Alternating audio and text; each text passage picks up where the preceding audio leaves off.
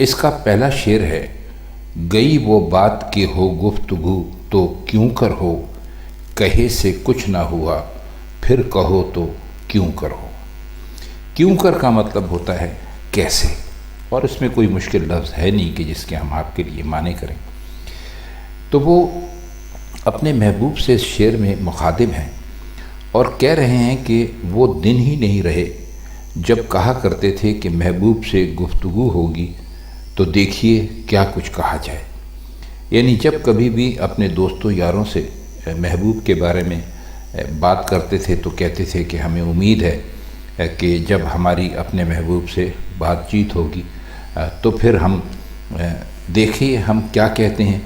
کیونکہ محبوب کے سامنے جاتے ہیں تو کچھ سمجھ میں نہیں آتا کہ کیا کہا جائے، تو ایک عجیب قسم کی الجھن میں تھے۔ اب کہتے ہیں کہ ہمیں جو کچھ کہنا تھا وہ ہم کہہ چکے اور ہمارا محبوب ہماری بات سن بھی چکا، اور پھر بھی کچھ نہ ہوا۔ یعنی محبوب نے بات کیا کرنی تھی، عاشق کو اپنا اظہار عشق ہی کرنا ہوتا ہے۔ تو انہوں نے کہا کہ جب ہم نے پہلے تو ہم سوچتے تھے کہ بھئی اپنے محبوب سے بات کریں گے تو کیا کریں گے، لیکن اس کے بعد پھر ہم نے ان سے بات کی اور ہم نے اپنا اظہار عشق کیا۔ یعنی ہمیں جو کچھ بھی اپنے محبوب سے ہم نے سوچا تھا کہ ہم یہ کہیں گے، کہہ چکے، اور وہ بات یقیناً یہی تھی کہ وہ محبوب سے اظہار عشق کر رہے تھے۔ تو کہتے ہیں کہ ہم نے کہہ بھی دیا اور محبوب نے سن بھی لیا اور اس کا کوئی نتیجہ نہیں نکلا۔ اب دوستوں سے مشورہ مانگ رہے ہیں کہ بھائی اب ہمیں بتاؤ کہ دوبارہ کہیں تو کیا ہو، یعنی دوبارہ کہنے کا نتیجہ کیا نکلے گا۔ اب یہ سوال ظاہر ہے کہ ایک مایوسی کے عالم میں اپنے محبوب کے بارے میں اپنے دوستوں سے پوچھا گیا ہے، تو ایک الجھن کے اندر کہا ہوا شعر ہے جس میں ایک عاشق کی مایوسی جھلکتی ہے کہ اگر میں نے دوبارہ بھی کہا تو میں یہی کہوں گا، لیکن پتہ نہیں اس کا کیا نتیجہ نکلتا ہے۔ اگلا شعر دیکھیے کہ ہمارے ذہن میں اس فکر کا ہے نام وصال، کہ گر نہ ہو تو کہاں جائیں، ہو تو کیوں کر ہو۔ وصال کا مطلب ہوتا ہے ملاقات، ملنا، اور عموماً یہ شاعر اپنے محبوب سے ملاقات کے بارے میں یہ لفظ استعمال کرتے ہیں، اور اس فکر آپ جانتے ہیں اس پریشانی کا ہے کہ ہمارے ذہن میں تو بھائی ہم یہی سوچتے رہتے ہیں کہ نام جو ہے وہ وصال ہے۔ تو کہتے ہیں کہ ہمارے ذہن میں، ہمارے دل میں ایک فکر اور ایک سوچ ہے، اور اسی کو ہم وصال سمجھ رہے ہیں، یعنی اسی کو ہم محبوب سے ملنا سمجھ رہے ہیں۔ سوچ یہ ہے کہ اگر وصال نہ ہو، یعنی اگر محبوب سے ملاقات نہ ہو تو کہاں جائیں، اور ہو تو اس کی صورت کیوں کر بنے، یعنی کیسے بنے۔ اب ہم دن رات اسی سوچ میں ڈوبے رہتے ہیں، یعنی یوں سمجھ لیجئے کہ اس سوچ سے آگے کوئی قدم نہیں اٹھتا۔ تو صاف مطلب یہ ہے کہ وصال نہیں ہوا، بس اسی سوچ میں ہم مگن ہیں۔ مطلب یہ کہ عاشق پر ایک وقت یہ بھی آتا ہے کہ وہ ایک فرض کر لیتا ہے کہ اس کا محبوب سے اس کی ملاقات ہو گئی اور اس نے محبوب سے باتیں کی اور محبوب نے اس کی محبت کو قبول کر لیا وغیرہ۔ تو ایک اسی الجھن کا یوں سمجھ لیجئے کہ تصویر کشی کرتے ہوئے، تصویر کھینچتے ہوئے یہ شعر ہے۔ اس کا مطلب صاف یہ ہے کہ ابھی تک محبوب سے ان کی ملاقات ہو نہیں سکی ہے۔ شعر نمبر 3 ہے، ادب ہے اور یہی کشمکش تو کیا کیجیے، حیا ہے اور یہی گم و گو تو کیوں کرو۔ کشمکش کہتے ہیں الجھن کو،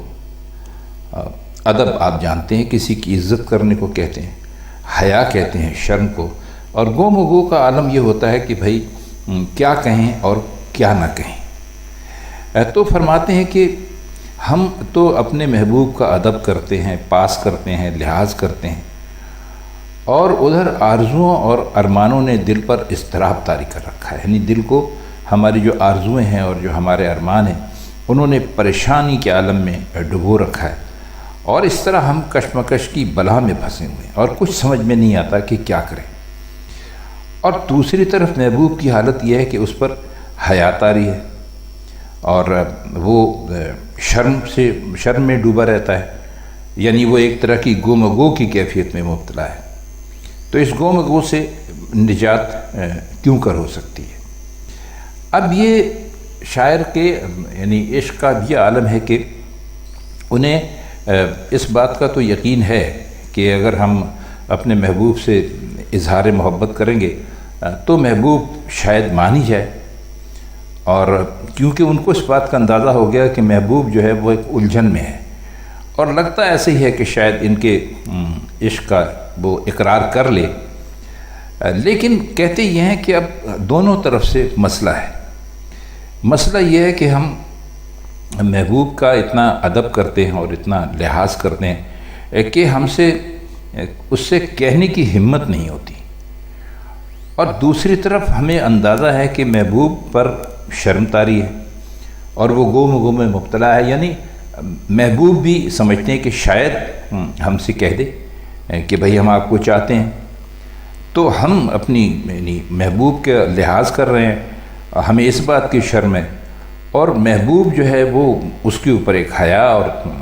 شرم طاری ہے، اور وہ ہماری یعنی محبت کا اظہار جو ہے وہ خود اپنی طرف سے نہیں کرتا۔ تو کہتے ہیں کچھ سمجھ میں نہیں آتا کہ یہ جو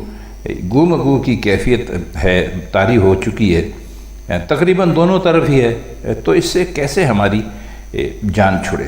یہ شعر بھی ایک عاشق کی پریشانی اور اس کی کشمکش کی تصویر کھینچتا ہے۔ شعر ہے کہ تم ہی کہو کہ گزارا صنم پرستوں کا، بتوں کی ہو اگر ایسی ہی خو تو کیوں کرو۔ صنم کہتے ہیں بت کو،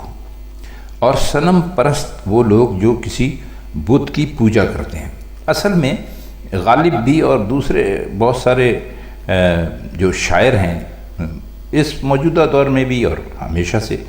تو شاعری میں صنم جو ہے وہ محبوب کو کہا جاتا ہے، یعنی بت کہا جاتا ہے محبوب کو، تو اس لیے انہوں نے اس کو اپنے آپ کو کیا بس صنم پرستوں کا تم ہی کہو کہ گزارا صنم پرستوں کا، صنم پرستوں سے مراد اپنے ہی بارے میں یہ سوال کر رہے ہیں۔ اور ہو کہتے ہیں عادت کو، تو وہ یہ کہہ رہے ہیں کہ اپنے محبوب سے مخاطب ہیں اس شعر میں کہ بھئی ہم تو تمہیں پوچھتے ہیں، اور اگر بتوں یعنی حسینوں کی عادت ایسی ہو جیسی تمہاری ہو، تو جن لوگوں کا یعنی طریقہ ہی صنم پرستی ہے، یعنی وہ حسینوں پر جان دیتے ہیں اور انہیں پوچھتے ہیں، تو ان کا گزارا کیوں کرو گا۔ مطلب یہ ہے کہ بے شک حسینوں کے لیے خفگی اور عتاب کرنا ان کا حق ہے، لیکن اس حد تک کہ عاشق اسے برداشت کر سکے اور اس طرح سے گزارا ہو جائے۔ تو اگر یہ جو خفگی ہے اور یہ جو غصہ ہے، یہ عتاب ہے، یہی اگر آپ کا سلوک ہے، تو ظاہر ہے بیچارے عاشق زیادہ عرصے تک تو اس حالت میں گزارا نہیں کر سکیں گے اور ختم ہو جائیں گے۔ تو ایک مشورہ اپنے محبوب سے لے رہے ہیں، اور ساتھ ہی اپنے محبوب کو ایک طرح کی یعنی اس وارننگ بھی دے رہے ہیں، انگریزی میں کہہ لیجئے کہ بھئی اگر تم نے یہی رویہ اپنے عاشقوں کے ساتھ رکھا،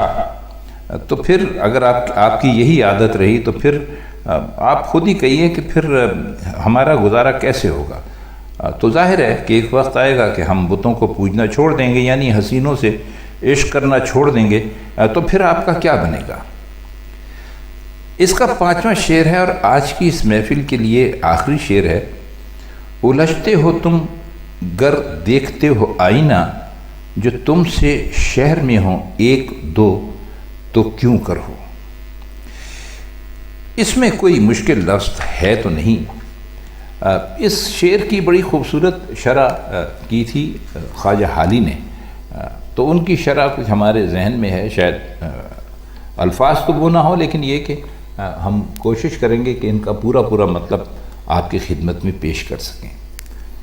تو وہ فرماتے ہیں کہ اس کا ایک مطلب تو یہ ہے کہ تم جیسے نازک مزاج شہر میں ایک دو اور ہوں تو شہر کا کیا حال ہو۔ اور دوسرا معنی یہ بھی ہو سکتے ہیں کہ جب تم اپنے عکس کا بھی اپنی مانند ہونا گوارا نہیں کرتے تو شہر میں اگر تم جیسے دو چار حسین اور ہوں تو تم کیا قیامت برپا کرو گے۔ اب بات یہ ہے کہ محبوب جب آئینہ دیکھتا ہے تو وہ غصے میں آ جاتا ہے اور جوش میں آ جاتا ہے، یعنی اسے آئینے میں اپنی صورت دیکھنا بھی اچھی نہیں لگتی۔ تو جب حالت یہ ہے تو واقعی شہر میں ایک دو حسین واقعی جو محبوب کی طرح کے ہوں اگر وہ موجود ہوں تو اس کا غصہ اور جو عتاب ہے وہ کیا رنگ لا سکتا ہے۔ تو دوسرے معنی حال یہ بھی کہتے ہیں کہ ایک ہی حسین نے قیامت برپا کر رکھی ہے، اگر ایسے ہی ایک دو اور شہر میں موجود ہوں تو باقی شہر والوں کا جینا دوبھر ہو جائے۔ اب محبوب اپنے آپ کو اپنے غصے میں کیوں آ جاتا ہے وہ دیکھ کے کہ جب وہ آئینہ دیکھتا ہے تو اس کو یہ گمان ہوتا ہے کہ میرے جیسا اس شہر میں کوئی اور بھی حسین ہے، تو یہی اس کے غصے کا سبب ہے۔